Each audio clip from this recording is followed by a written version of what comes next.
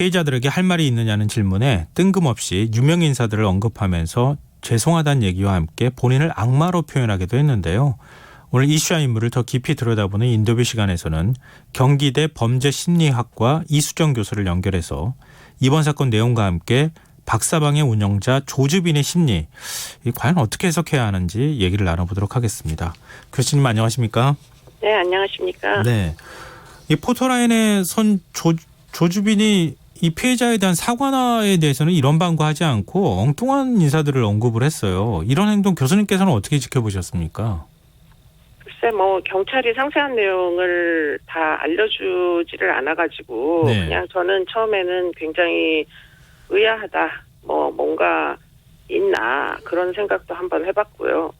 그리고는 이제, 이 조 씨라는 자가, 사이버 공간상에서는 거의 제왕처럼 군림을 했었던 것으로 보입니다. 사람들에게 자기를 이렇게 과장되게 표현을 하고 그런 연장선에서 지금 허세를 부리고 있는 거 아닌가 그런 생각도 해봤습니다.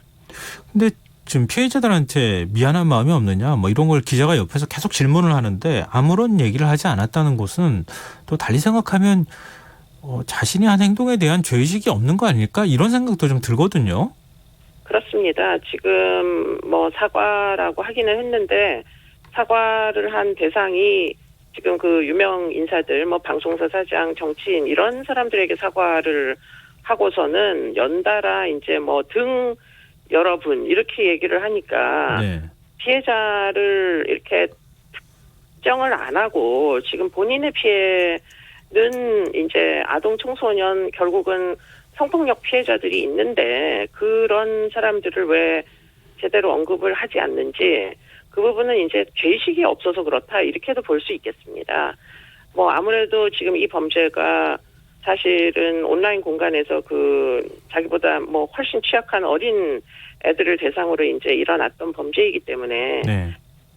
어떻게 보면 동등한 인격체라고 애당초에 보지 않고 더군다나 지금 사과도 안 하는 것을 보니까 이제 거의 이제 굉장히 그 피해자들을 비하해가지고 사과의 대상조차 안 되는 거라고 생각을 하는 건지 그런 부분이 참 그 양심의 가책도 없고 반성도 없구나 이런 생각을 하게 만들었습니다.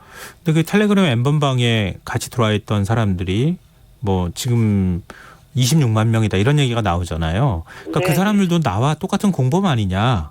나만 잘못한 거 아니다. 이런 인식을 갖고 있는 건가요? 그렇게도 볼 수도 있겠고요. 예. 이제 그 안에서 그들이 나눈 이야기들이 아마 이런 뻔뻔한 태도를 취하게 만든 거 아닌가 싶기도 한데요. 네. 그들 사이에서는 이제 본인들의 이제 죄의식을 희석하기 위해서 그렇게 얘기를 했는지 아니면 애당초에 그렇게 생각을 하고 있는 건지 모르겠지만 사실은 정당한 행위를 했다고들 생각하는 것 같아요. 어차피 우리나라는 성매매를 처벌하지 않지 않느냐. 또 성매매라는 게 성매수를 한 사람만 처벌하는 게 아니라 성매매를 한 여성들도 처벌을 하다 보니까 네. 이제 피해자들도 너희도 잘못한 거 아니냐.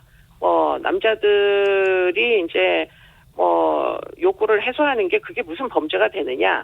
이런 식으로 생각을 해서 지금 피해자 당사자들한테 사죄를 하지 않는 게 아닌가. 그런 생각도 들었습니다. 근데 이렇게 사과도 안 하는 사람이 자신을 악마의 삶을 멈춰줘서 감사하다. 그러면서 본인 스스로를 악마라고 지칭을 했습니다. 이거 어떤 의미로 봐야 되는 거죠?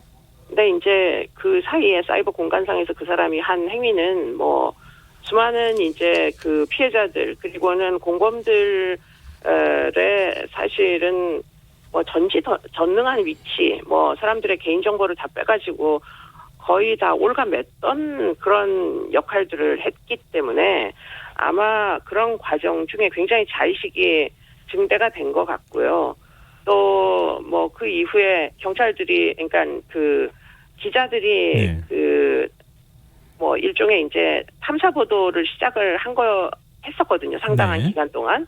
그런 동안 이제 기자들하고 서로 대화를 나누는 와중에 왜 이렇게 악마 같은 짓을 했느냐 이런 식으로 통칭을 한 부분에 대해 가지고 이제 아마 자신을 돋보이게 하기 위한 어휘로 그렇게 하면 이제 굉장히 좀 주목을 끌 수 있을 것 같아서 네.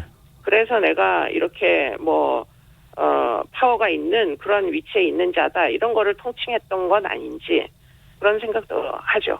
아, 근데 좀 우려스러운 부분이라고 해야 될까요? 미국 최악의 연쇄살인 범죄자로 꼽히는 테드 번디의 경우에는 수십 명을 잔혹하게 살인하고도 추종자가 생기는 기이한 현상이 발생을 했는데요. 혹시 이런 문제가 발생할 가능성은 없을까요? 걱정스러운 마음에서 질문을 드립니다. 근데 지금 이 박사가 한 짓을 보면 그야말로 내용적으로 보면 굉장히 파렴치한 범죄를 저지른 거거든요. 네. 사실은 아이들을 그냥 성놀이개로 만들고 사고 팔고 이런 정도의 행위를 한 겁니다. 그런데 그런 사람이 박사만 있느냐? 사실은 그 전에도 아동 음란물을 다루었던 자가 소위 웰컴 투 비디오의 그 제작자라는 사람도 있었고요. 네. 그리고는 그 이후에 워치맨이라는 사람도 있었고 또 지금 쫓고 있는 가까시라는 사람도 있었고 사실은 이 사람만이 아닙니다. 여러 명이 있는 거고요. 그리고 이 사람의 이제 본질을 보면 사실은 굉장히 열등감이 많은 사람이라고 생각이 듭니다.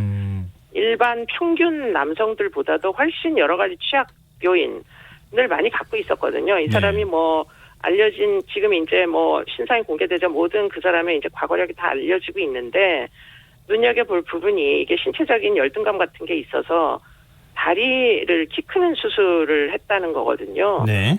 그렇게 위험한 수술을 보통 하지 않습니다. 왜냐하면 자연스럽게 걷기 어려워질 수도 있기 때문에. 그런데 그런 위험 부담까지를 감수하면서 그런 키높이 수술을 한 걸 보면은 이거는 자신의 신체에 대한 열등감이 이만저만이 아니다. 이런 이제 얘기를 할 수 있을 거거든요. 그러니까 사실은 오프라인상에서는 이렇게 완력을 쓸 수도 없는 사람일 가능성이 매우 높습니다. 다만 그런 열등감을 어떻게 보면 극복하기 위한 핸디캡에 대한 일종의 반동작용으로 사실은 온라인상에서는 더 이제 힘세고 더 파워가 있고 일반 남자들보다 더 자기가 컨트롤할 수 있는 위치에 있다. 이런 것들을 즐겼던 것 같습니다. 그러다 보니까 사실은 실체는 그렇게 우리가 두려워해야 될 존재가 아닌 거 아니냐 이렇게 생각할 수밖에 없는 거죠. 네. 조주빈이 언급한 유명 인사들과 관련되어 있는 얘기들이 좀 흘러가지 않고 조주빈의 인물이라는 부분 그리고 조주빈을 주변을 둘러싸고 있는 공범과의 관계 이런 것들에 좀 집중하는 게 사건의 본질에 좀 가까운 부분 아닐까 싶은데요. 그래서 좀 질문을 드리는데요. 그 봉사단체에서 장애인 지원 팀장으로 일했다고 하거든요. 과거에는 성폭행 예방 기사를 쓰기도 했는데 이 조주빈의 이런 이중적인 행태는 어떻게 해석을 해야 되는 거죠? 네, 이 사람이 그렇게 모범 시민이었던 것은 아닌 걸로 알려지고 있어서요. 그전에도 온라인 사기를 많이 저질렀던 사람으로 보입니다.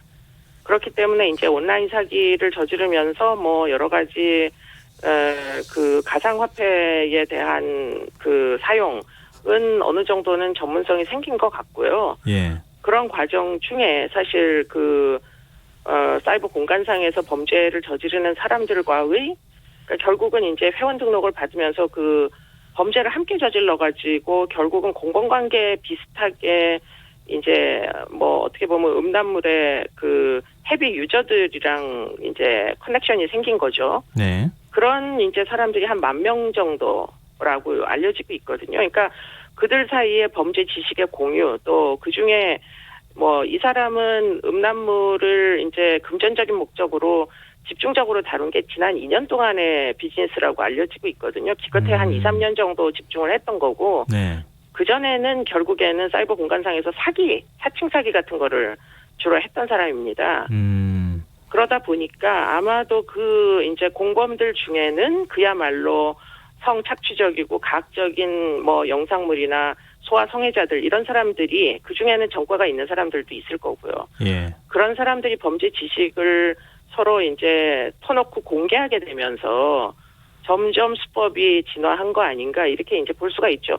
오히려 이 박사방의 주인공보다는 조 씨보다는 그들의 공범이 어쩌면 성범죄 기준으로 보면 더 죄질이 좋지 않은 사람들이 다수 끼어 있을 가능성이 높다고 보입니다.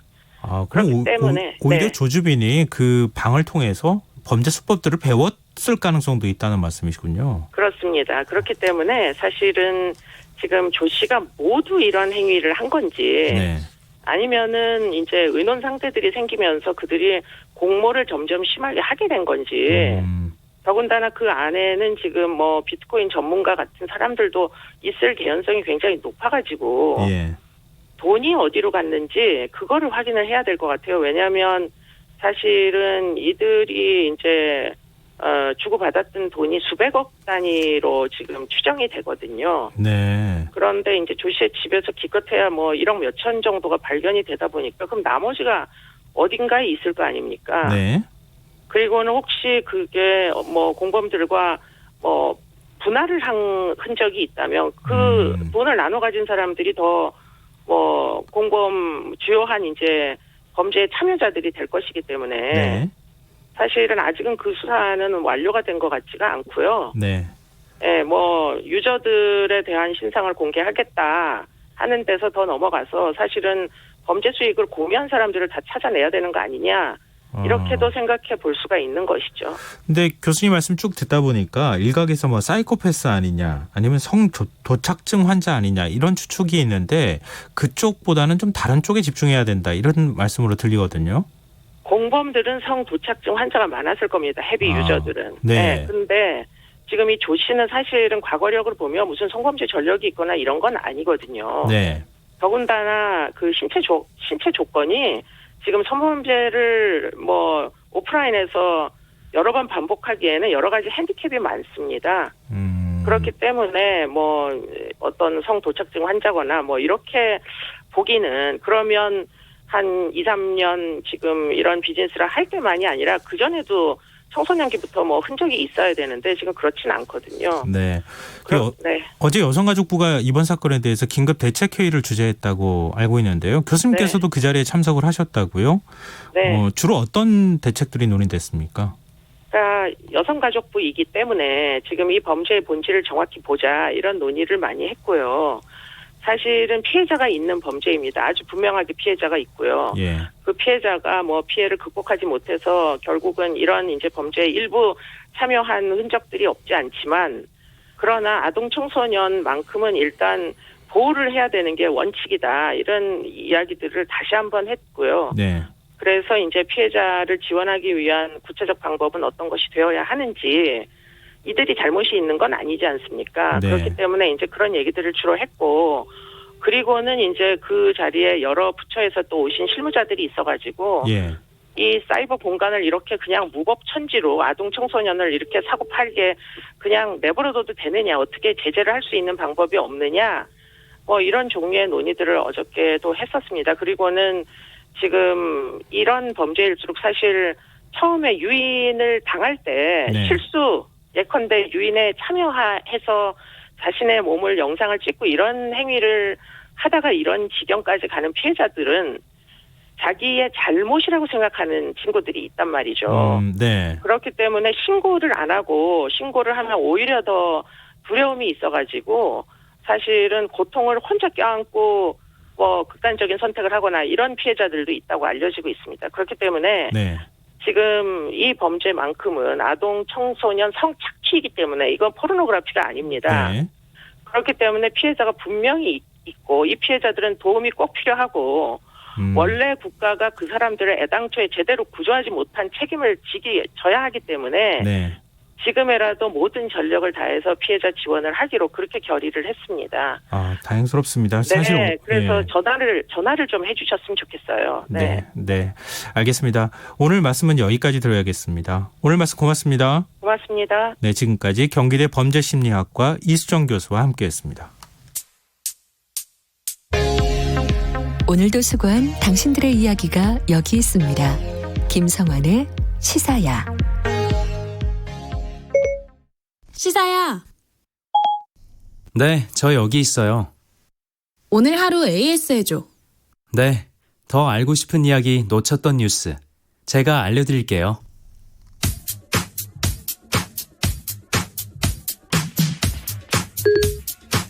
시사야 애프터 서비스를 시작합니다. 오늘 하루 KBS 1라디오에서 화제가 됐던 방송 내용 함께 들어보시죠. 인천공항 1일 이용객이 10,000명 미만이라고 보도가 지금 막 나왔습니다. 개항 이후 최저라고 하는데 지금 많이 줄었죠, 평소보다? 그렇습니다. 코로나 사태 이전에 20만 명 내외였던 인천공항 이용객이 어제 1만 명 이하로 떨어졌는데요. 네. 95% 정도 줄어서 사실상 개점 휴업 상태라고 보시면 될 것 같습니다. 어. 초유의 사태라는 말이 나올 수밖에 없는 상황인 거죠. 예. 공항 이용객이 그렇다 그러면은 뭐 항공편도 크게 줄 수밖에 없는 상황일 텐데 운항 감소폭은 어떻습니까? 저희가 안호영 의원실 통해서 자료를 좀 받아본 게 있는데요. 예. 1,000대가 넘던 항공편이 어제 100편 아래로 떨어졌고요. 국내 최대 항공사인 대한항공의 1일 국제선 운항수가 전년 동기 대비 84% 감소된 걸로 나오고 있습니다. 네. 지금 코로나19 때문에 상당히 힘듭니다만 이 항공 쪽은 지난해 7월 그 한일 갈등 때부터 상당히 좀 힘든 상황이었잖아요. 네, 맞습니다. 이 때문에 항공업계의 타격이 상당히 좀 클 것 같은데 이 항공업계는 또 특징이 운영을 하지 않고 뭐 항공기를 띄우지 않는다고 해도 유지를 위한 지출이 특히 많아지는 곳이라면서요. 네, 맞습니다. 기본적으로 항공기를 리스해서 쓰기 때문에 그 리스 비용이 고정 지출이 되는데요. 네. 이것이 또 환율 미 달러로 지급이 되기 때문에 환율로도 연동이 됩니다. 뿐만 아니라 보험료나 경납고 비용 같은 비용 그 고정 지출도 포함이 되어 있는데요. 네. 인천공항은 많이 보도가 되었지만 항공기가 거의 주차장에 줄 세워져 있는 상황인데요. 예. 이것이 또 정류료라는 것을 지급을 해야 합니다. 자동차로 따지면 주차비 같은 건데요. 정류료라는 게 있군요. 네. 이건 이번 달부터 정부에서 감면을 해주고는 있는데요. 네.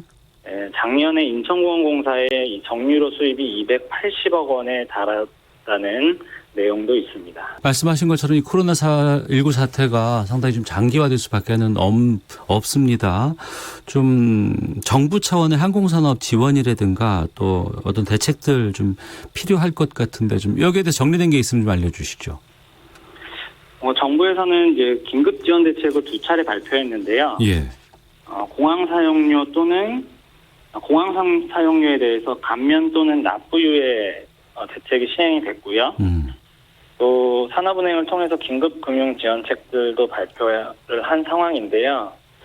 사실 이런 기업 지원은 여러 차례가 발표되었는데 노동자들의 정책 적용 부분에 대해서는 좀 허점이 너무 많아서 네. 이런 부분들을 중심으로 노동조합이 좀 알려내고 여러 지자체나 정부 부처와도 좀 협의를 해갈 계획입니다.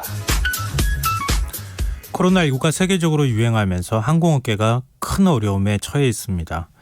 오늘 애프터 서비스는 오태훈의 시사본부에서 공공운수노조 항공운수전략조직사업단의 이상욱 조직국장에게 실태를 들어본 내용입니다. 요즘 항공업계가 죽느냐 사느냐 갈림길에서 사투를 벌이고 있습니다. 이미 직원 30%가량이 무급휴직에 들어간 아시아나항공은 이것도 모자라서 다음 달부터 전 직원이 최소 15일 이상 무급휴직에 들어간다고 하고요. 저비용항공사 상황은 더 심각해서 이스타항공은 아예 직원 월급을 주지 못한다고 선언했습니다. 에어서울과 에어부산, 제주항공은 사별로 직원의 50에서 90%가 무급휴직 중이기도 합니다. 항공업계가 이 정도니 여행 호텔업계는 두말할 필요가 없겠죠. 문제는 무급휴직, 임금 삭감, 그 다음에 대규모 구조조정이 기다리고 있다는 겁니다. 정부가 2차 비상경제회의에서 중견 대기업까지 100조 원 규모의 금융 지원을 하겠다는 대책을 내놓은 것도 바로 이런 최악의 상황은 피해야겠다는 상황 판단이 깔려 있습니다. 코로나19 사태는 우리에게 인간답게 살 수 있는 길이 뭔지, 그러기 위해선 지금 이 순간 어떻게 대응해야 하는지 무거운 화두를 던지고 있습니다. 청취자분들 의견이 N번방 사건과 관련해서 계속 들어오는데요. 1954님, N번방 사건은 강력 처벌해야 합니다. 갈수록 수위가 높아지고 사이버상에서의 범죄는 피해갈 수 있을 거라 생각하는 것 같은데 강력히 처벌해서 유사범죄를 방지해야 합니다. 라는 의견 주셨습니다. 사실상 사이버상의 범죄도 아니죠. 실제 피해자들에게는 잔혹한 현실이니까요. 네, 의견 주셔서 고맙습니다. 계속해서 여러분의 의견 기다리고 있겠습니다. KBS 라디오 김성환의 시사야 1부 순서는 여기서 마무리하겠습니다. 저는 11시 정각 2부에 다시 돌아오겠습니다.